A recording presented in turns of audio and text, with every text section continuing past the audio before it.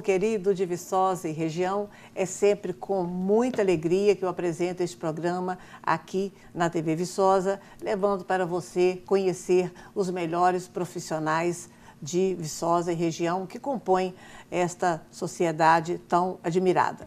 Lembrando que excelência é fazer o comum da melhor forma possível, não é mesmo? E hoje, na pauta, a nossa entrevista é com o médico Dr. Rodrigo Gomes da Silva, nefrologista do Hospital São João Batista e da Prefeitura. Né, doutor? Tudo bem? Tudo jóia, Saninha. Prazer falar com você. Prazer é todo meu. Eu agradeço já de antemão o convite, né, de estar aqui na TV Viçosa, que tem um alcance muito grande para poder estar abordando esses temas aí que é tão importante para o pessoal de Viçosa e da região. Então, sendo você médico ou nefrologista, obviamente a nossa conversa tem de ser a saúde dos rins, né? Questionando aí as doenças que estão surgindo, aliás, acentuando cada vez mais na população. Isso. Né? Você me disse que a hipertensão está muito comum, né, das pessoas, a hemodiálise, que era só de dia, agora já faz à noite também, tamanho, número de pessoas com problema. Exato, Saninha. O que a gente vê é o seguinte, a doença renal crônica, que é a insuficiência funcional dos rins, quando o rim deixa de funcionar, ela vem alastrando, não só no Brasil, mas no mundo todo. Está virando, a gente chama de a grande epidemia do milênio. Por que isso? Porque as doenças que mais levam à falência do rim, principalmente diabetes e hipertensão, estão sendo mal controlados, entendeu? Então, quando a população envelhece mais, porque antes muitas pessoas morriam antes, né? Morriam mais cedo.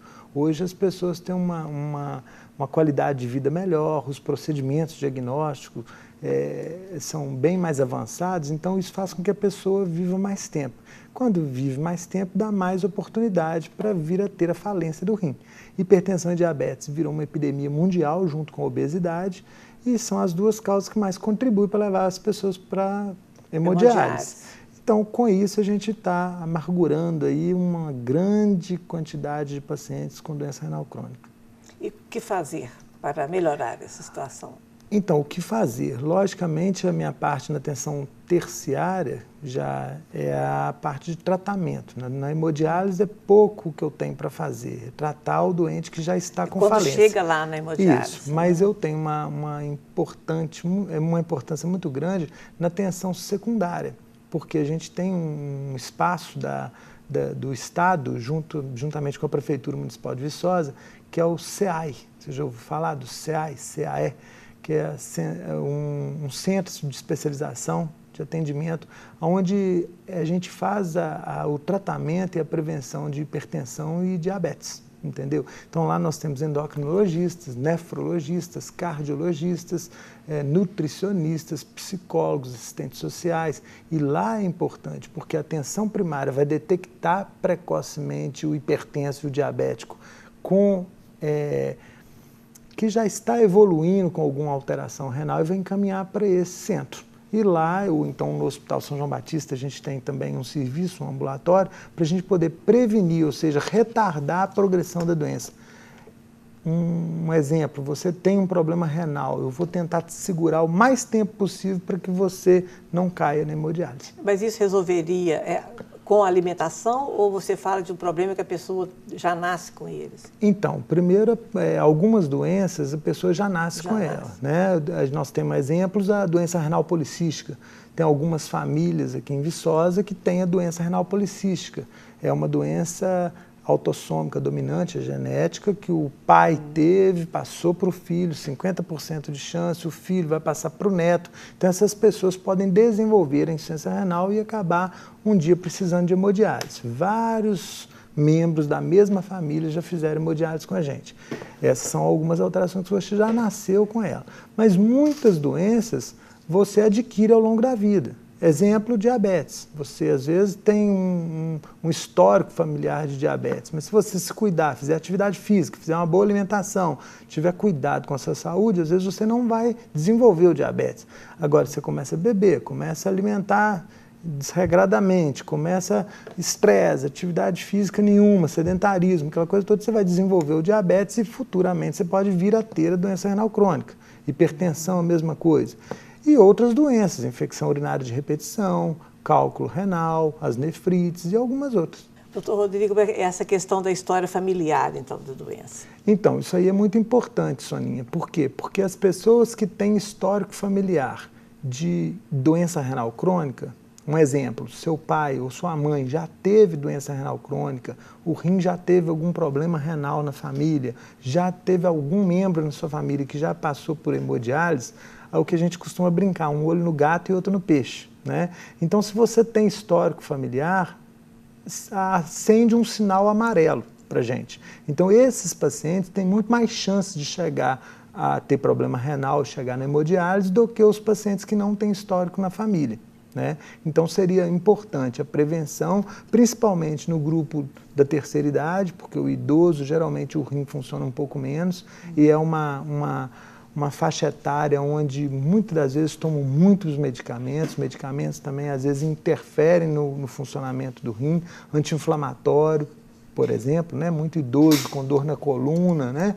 Passa por plantões, por especialidades que às vezes vão usar anti-inflamatório, o rim já não está bom, só que o pessoal não está sabendo e acaba piorando ainda mais. Então, faixa etária mais alta, diabéticos, hipertensos, obesos, ou quem tem história na família de doença renal crônica, tem que ter um alerta especial. A gente tem que ficar com uma atenção maior nesses grupos. No caso da criança, por exemplo, doutor Rodrigo, a criança que vai engordando, ela poderá desenvolver futuramente um problema desse? Sem sombra de dúvida, hoje em dia a gente bate muito nessa questão. Por quê? Porque a criança hoje em dia já está com dislipidemia, a criança já está obesa, o índice de obesidade infantil é muito grande. Logicamente que a criança só por ser gordinha não vai parar na hemodiálise, mas pelo fato dela já começar a geração criada com hambúrguer, com cachorro quente, com batata frita e Coca-Cola, a chance de vir a ter hipertensão,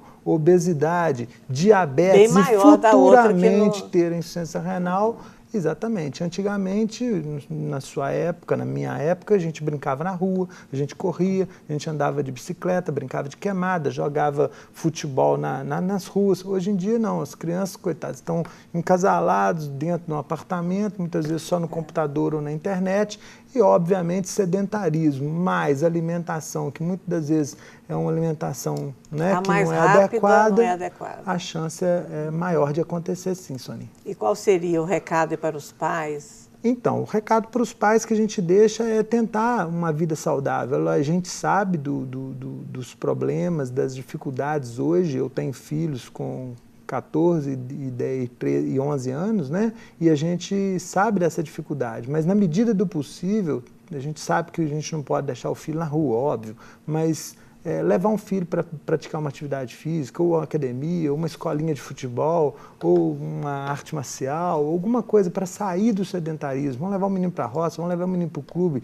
vamos pôr o menino para nadar, vamos pôr o menino para andar de bicicleta, vão na universidade caminhar com os pais, vão fazer uma atividade em família, né? Isso é importante, a gente criar hábitos saudáveis. E a dieta, principalmente.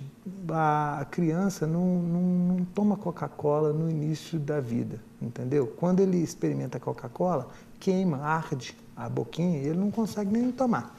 E o que acontece? Esses hábitos você vai adquirindo aos poucos. Se você pegar uma criança e começar a oferecer legume, verdura, fruta, sem açúcar, sem sal, sem tempero em excesso, ela vai acostumar e vai gostar daquilo.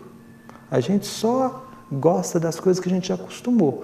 E desde cedo a gente tem que combater esses enlatados, esses embutidos, esses refrigerantes, suco de caixinha, que a concentração de açúcar é muito grande. Eu acho que é isso que é a mensagem que a gente deixa aí para os pais. Doutor Rodrigo, quais os sinais, por exemplo, de uma pessoa que está com o pé na hipertensão?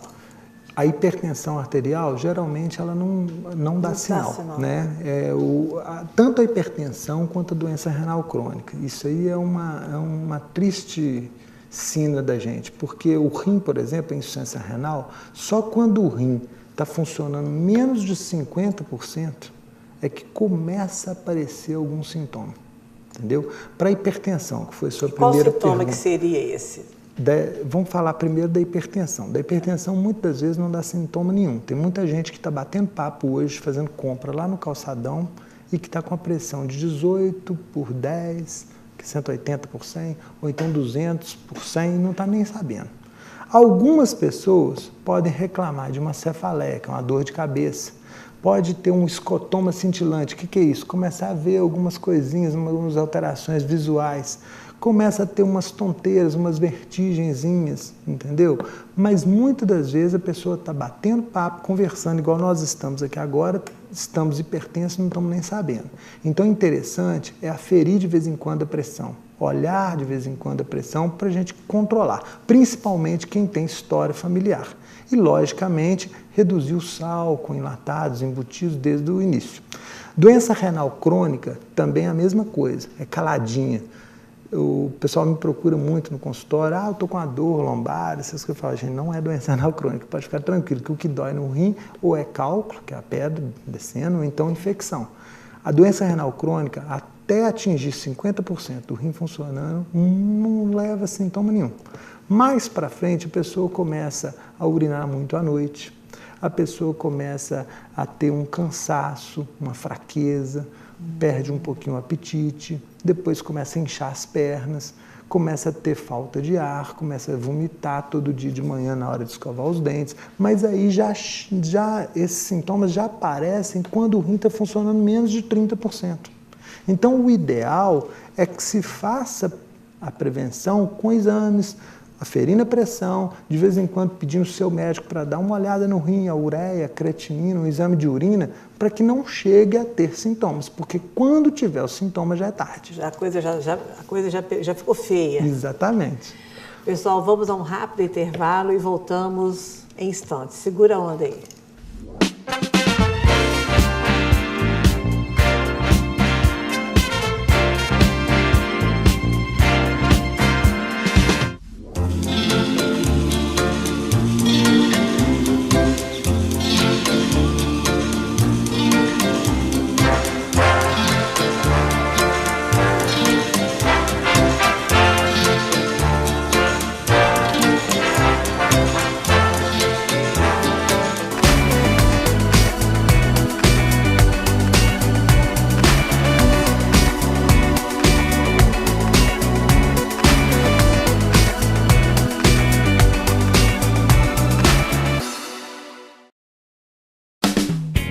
Viação União, há 42 anos crescendo junto com Viçosa. Viaje conosco, use nossos serviços. Viação União, a menor tarifa do Brasil.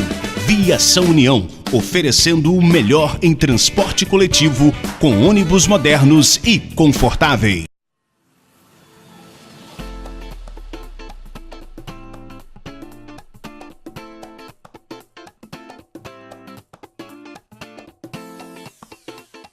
Olá, minha gente, estou aqui na Praça Silviano Brandão, no projeto Uma Praça Mais Viçosa. É muita alegria estar aqui hoje nesse momento e vir acompanhar toda a obra, conversar com os operários, conversar com as pessoas, os atores, as pessoas que estão aqui ao redor dessa praça. É uma praça que tem como objetivo ser mais acolhedora, acolher a família. É uma praça que vai trazer mais vida para a nossa cidade.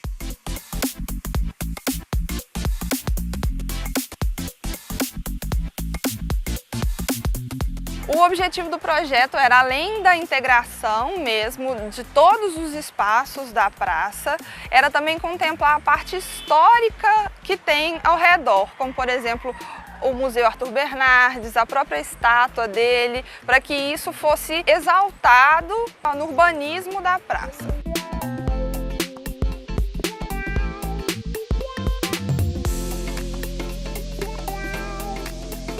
E a praça ganha esse novo layout. A praça agora ela é mais aberta, ampla, ela vai estar totalmente iluminada, 100% iluminação em LED. Nós vamos ter toda a estrutura de bancos, a parte de passeio, fonte luminosa.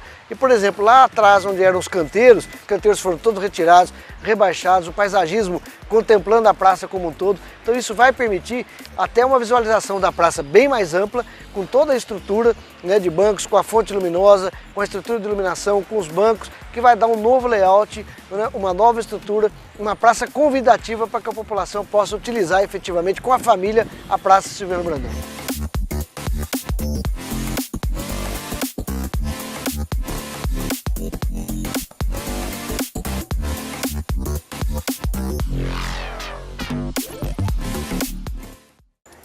aí? Bora ingressar na Univiçosa? Com sua nota do Enem? Se você realizou o Exame Nacional do Ensino Médio em 2016, 2017 ou 2018, nós aceitamos a sua nota para ingressar na faculdade. E ainda oferecemos desconto de até 80% na primeira matrícula de acordo com a sua nota. 2019 é o seu ano. Vem para a Univiçosa! Vem!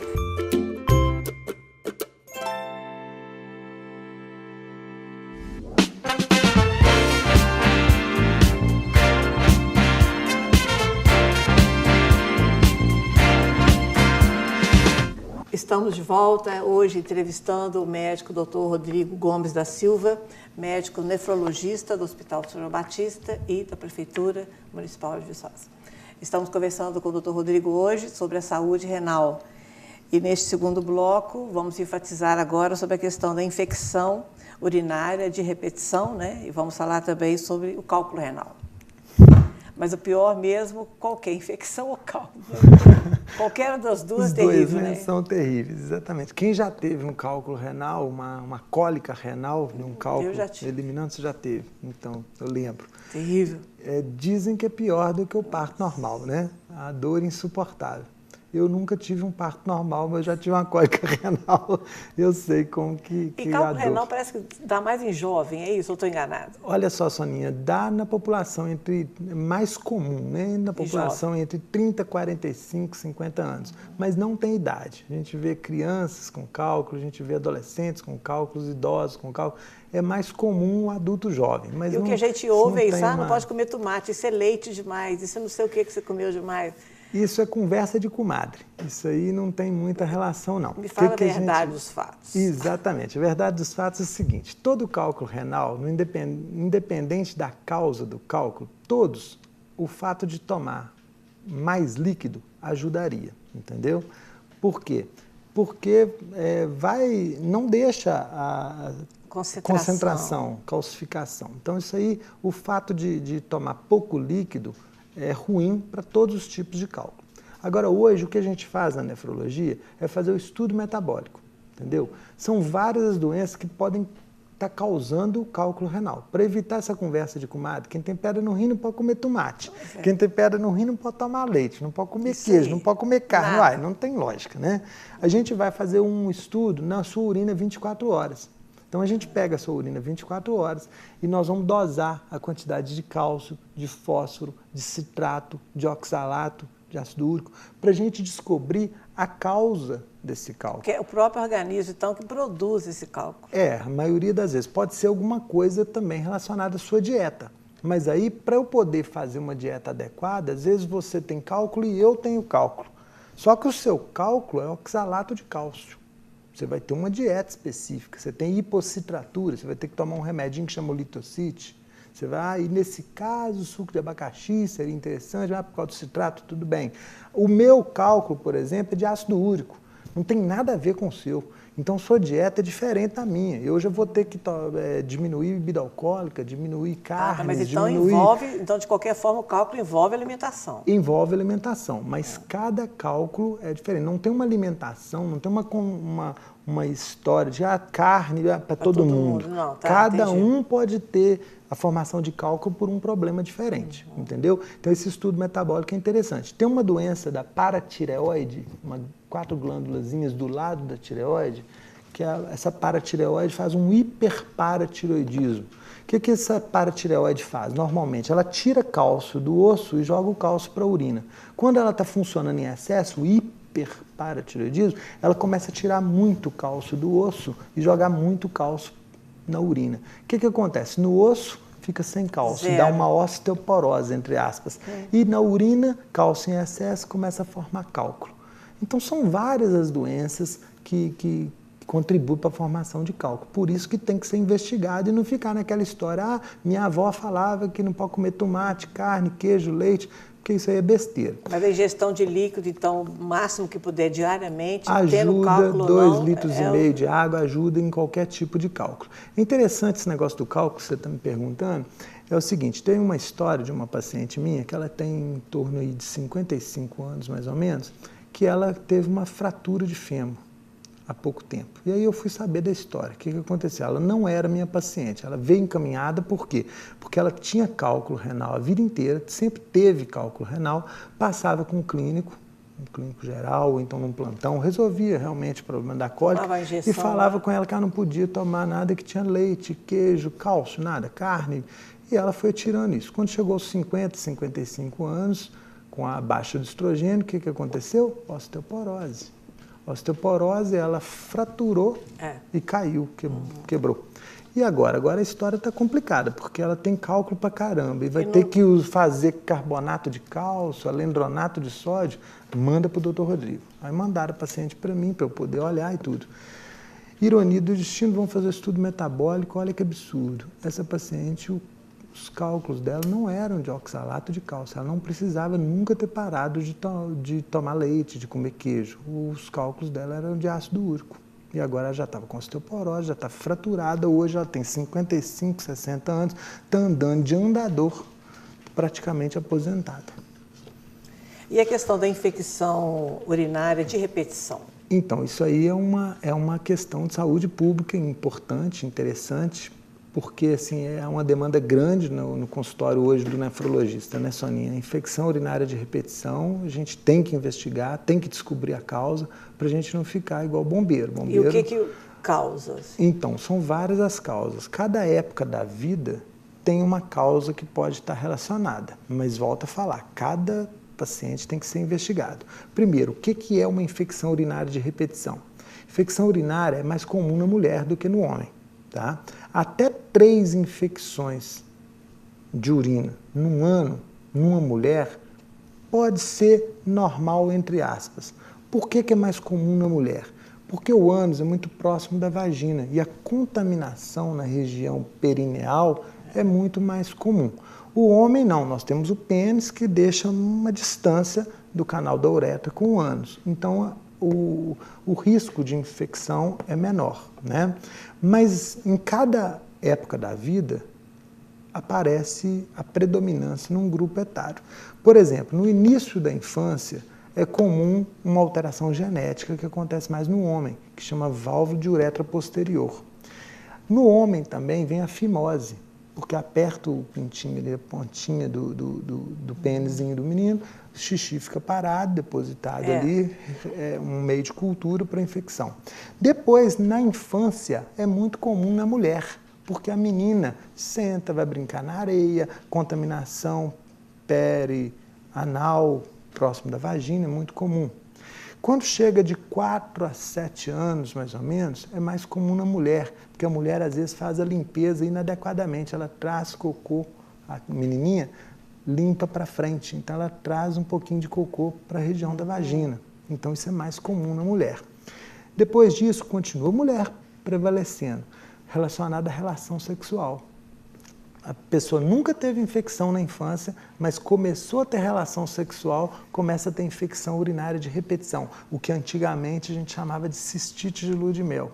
O que é isso? Tem a relação sexual, passa 1, 2 dias, a moça começa a ter ardor, queimando, doendo, fazendo pouquinho toda hora, ai que praga, tem vontade de fazer xixi, não sai, vai e volta no banheiro.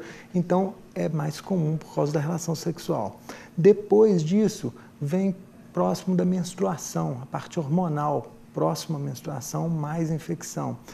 Depois volta a ter a mulher no período da menopausa. Nunca teve infecção na infância, nunca teve infecção durante a idade adulta, quando tinha mais relação sexual, não tinha na gestação, mas começou a ter depois da menopausa. Por quê? Porque o estrogênio começa a cair, cai a população de lactobacilos, a urina começa a ficar menos ácida e começa a dar infecção de repetição.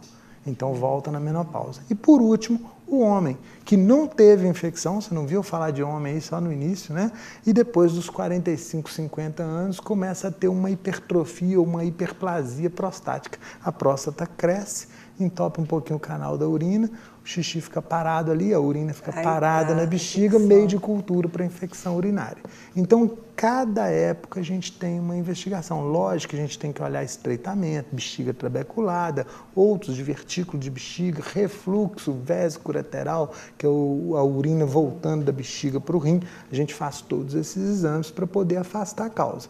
Mas não tem uma causa definida, são várias, né? Acontece... Isso. Mas, de qualquer forma, a extrema higiene, a atenção sem total dúvida. para a higiene, né? Tomar bastante líquido também, porque querendo ou não, no momento que a bactéria entra, penetra para a bexiga, aquilo ali, o jato urinário, após a relação sexual, quando a mulher fazer uma limpeza ali, com uma ducha vaginal, alguma coisa, tomar água, suco, cerveja, o que for, para poder urinar depois da relação sexual, isso sempre ajuda. E o que é mais importante é não ficar se automedicando. Infecção urinária de repetição é sério, a gente já viu pacientes morrerem por infecção urinária, sepsemia, infecção generalizar, parece coisa boba, minha amiga tomou norfloxacina, eu vou tomar também. Não, é muito importante você colher a urocultura, colhe o exame de urina antes de entrar com antibiótico. Por quê? Porque eu vou definir qual a bactéria e qual o grupo de antibióticos que eu posso receitar para você. Então, se amanhã ou depois essa infecção começar a piorar, eu tenho um grupo de antibióticos que eu posso estar tratando. Isso é importante, não se automedicar. Doutor Rodrigo, muito obrigada por ter vindo, aceito o nosso convite. Foi um prazer imenso entrevistá-lo. Tá joia, Soninha. Eu também que agradeço você e todos os participantes aí da TV Viçosa. Valeu, até breve. Tá joia, muito obrigado. Pessoal, por hoje é só. Vamos ficando por aqui. Até semana que vem, se Deus quiser. Fique com Deus, que eu vou também.